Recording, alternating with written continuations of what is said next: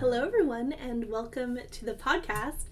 Today, we are going to be talking about Scorpio, and it's very fitting because at the time of recording, it's just about, so when this publishes, going to be a Scorpio full moon. So we may find that this full moon is casting some light into our shadows, which is very Scorpio. Scorpio goes deep into unconscious parts of ourselves and requires a certain amount of deep inner work that can actually feel sort of stingy and burny, kind of like the scorpion itself. So it requires courage also to go that deep. Regardless whether you take up that courage or not, those parts of ourselves do rear their heads into our life. So the flowers can be helpful for walking along with us on this journey. And when Dr. Bach had the first 12 healers, the first 12 flower essences, which have also been identified to different signs in the zodiac, the one with Scorpio is chicory. Now, I think of chicory as one of those flower essences that demonstrates parts of ourselves that might not be so pretty, and we might not want to identify with any chicory aspect in ourselves. So it's perfect for Scorpio in that way. And chicory is a flower essence given for the need to be needed. It has this sort of overbearing quality, can be emotionally manipulative, can sort of, I think, take on kind of like a martyr sort of an attitude, wearing the disguise of wanting to take care of others, but actually it's like sort of imposing yourself or your will onto the other person. You know, Scorpio is a very emotional sign, being in the water element as well. I see that also as like unconscious emotion that sort of lives in our patterning. And I think chicory is one of those two that can be passed on, like when we, are treated in this way by a caregiver or something, then we might, have that within us. This can continue to play out until light of consciousness is shining onto it. So that's the goal with this healing work that we're doing. And the affirmation for chicory is, I respect the freedom of those I love. I affirm a divine core of light within my soul.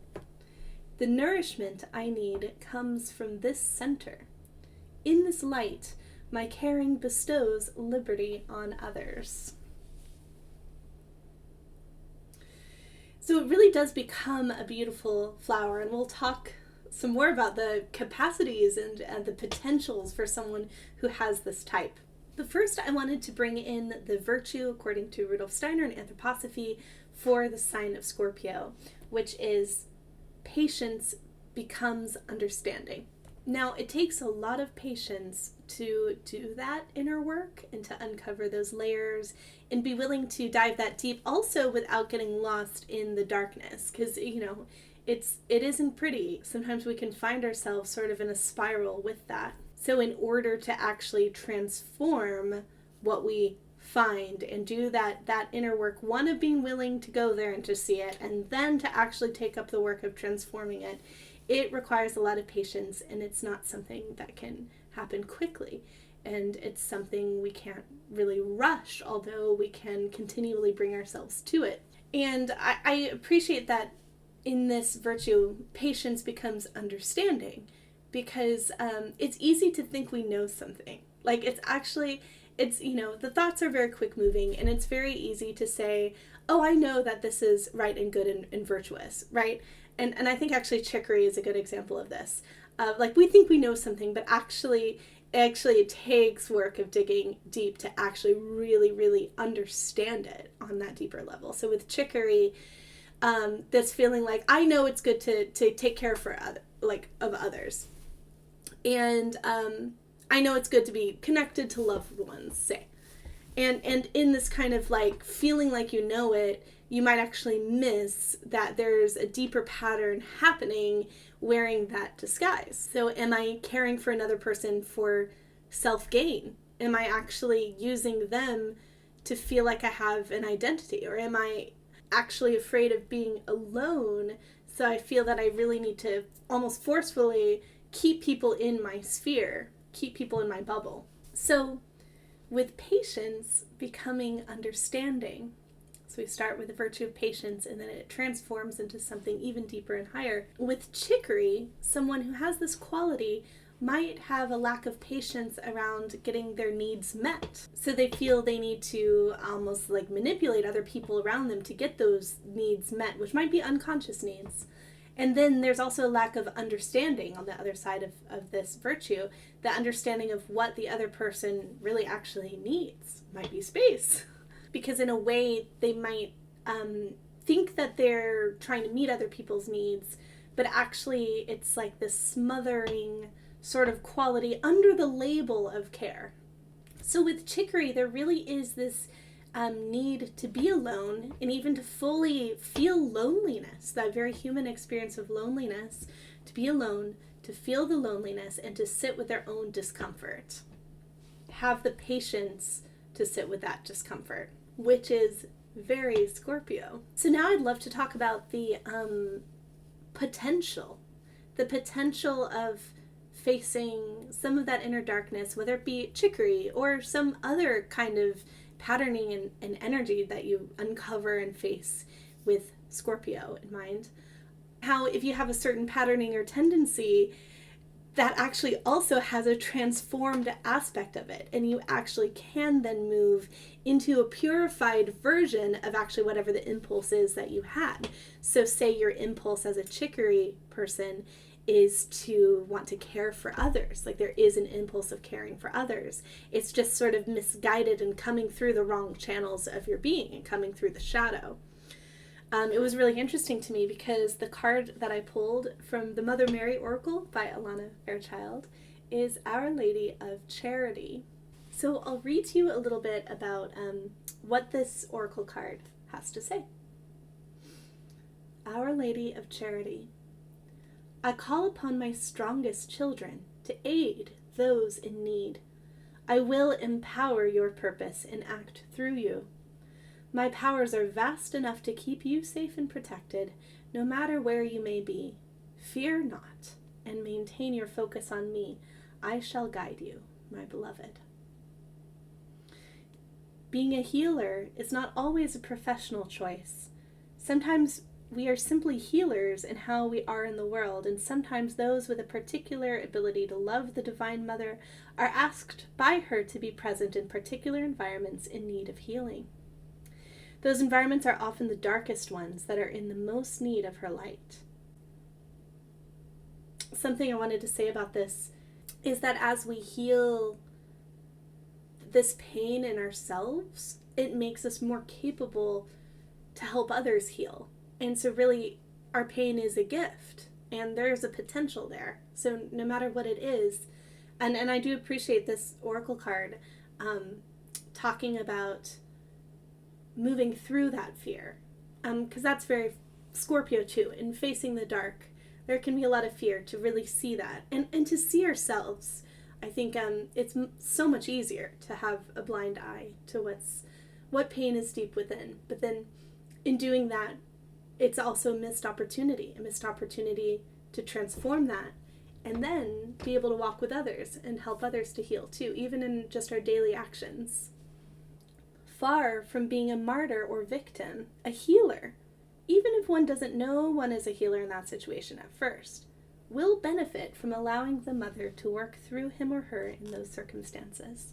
Our Lady of Charity provides special protection to those who seek to serve others. She is a graceful protector and powerful divine channel for miracles. It is said in the stories of Our Lady of Charity that 3 men in a boat became trapped in a violent storm and prayed to the Divine Mother Mary for help. The sky suddenly cleared and became golden and peaceful, and upon the sea a small statue of Mother Mary was found, miraculously remaining dry even through floating in the ocean. This story speaks of her grace, her power to respond so helpfully when we pray for her protection and assistance with sincere trust. This story also hints at a mystical protective power of the Holy Mother. In her grace, when you are entrusted with an act of charity, no matter what surrounds you, be it evil or despair, negativity or fear, if you focus on prayer to her, you shall remain unharmed, dry, even in the ocean. And I think that's a beautiful image too for being willing to approach those deep, dark waters of Scorpio and being able to remain protected and dry. The mystical power is also helpful for those who want to see the truth that has been hiding behind an illusion. It might be the lies or deceptions of another or a corporation that we want to have unveiled so that healing can occur. In this case, we pray to Our Lady of Charity for her assistance, as her power is far greater than any illusion or deception. Perhaps we are craving the spiritual truth in a situation that doesn't sit well with us, that feels hidden, or perhaps we want to see the reality of the situation instead of viewing it through the eyes of our own ego. The Divine Mother, who remains dry in the ocean of illusion, can help us to see beyond the surface of a situation and understand its purpose, and to empower others to do the same. In this, Our Lady of Charity leads us toward enlightenment so that we can help the human race live more lovingly upon the earth with reverence and respect. So it's a really beautiful practice that we can call in the divine, we can call in assistance from the divine to help us as we're doing this deep inner work and we're seeing ourselves more clearly and finding ways to move through it and heal. So I'll also read to you the healing process. It says, sense whatever is troubling you at the moment, in your own life or in the life of a loved one, or in the world at large, or all of these. Imagine these troubles are a great storm around you. Say this prayer. I call upon Mother Mary, who loves me unconditionally. I call upon Our Lady of Charity. I humbly and faithfully pray for your miracles and of healing, my Holy Mother. Please help me now, or help any others in my life, including the entire world. Through your grace, so be it. Sense the storm suddenly become peaceful and golden, like a clear and gentle day. A luminous golden woman stands before you now, brighter than the sun and somehow softer. Place your hands in prayer and finish your healing process with this affirmation. The Holy Mother, Our Lady of Charity, blesses us with miracles of grace now through the endlessness of her love. I serve her charity and am held safe within it. So when someone who has chicory as a tendency is patient and willing to sit with that discomfort, willing to face that loneliness, and therefore doing the patient inner work that opens up to a transformed understanding of others and actually what others really need, then that person has the capability to then become a healer. And again, it's so interesting, the impulses that are within us that might be coming out in unhealthy ways or less healthy ways could actually also be indicative too of what we're here to do in this world. So the impulses in us that can cause blocks can also then become our very virtues that we can then work with and put to service.